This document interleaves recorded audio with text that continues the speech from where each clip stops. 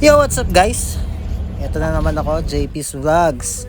So, ito, part 2 ng mga backlog videos ko. So, I'll make it short. Bali, nandito na nga pala kami sa may Baler. Ito, during last year, after ng Holy Week. So, ito yung scenario dito sa may Baler, sa may Sabang. And nothing special, pero yun, chinek out lang namin mga bars, yan, mga beaches, beach house. Yan. Nothing special talaga. So, normal. Just a normal night. So, yun. Napa-video lang ako. As you can see. Yan. Buhay pa rin naman ang nightlife dito.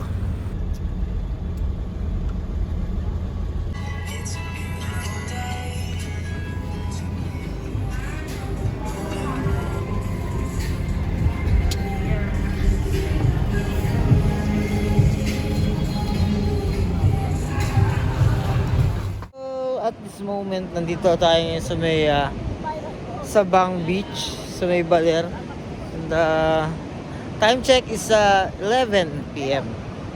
And yun, madilim, walang ganong tao. Ayan. Sana nakikita nyo pa ako. Ayan, nasa sa likod ko yung dagat. Hindi ganong kita.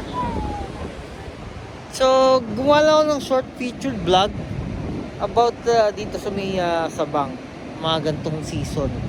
So, tapos na yung Holy Week. Yan.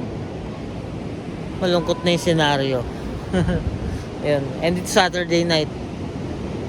May mga mangilan-ngilang gumigimik sa mga bars. Kanina yung mga nadaanan namin. Pero hindi na ganun. Hindi na full pack. Ayun. So, yun. Kung may mga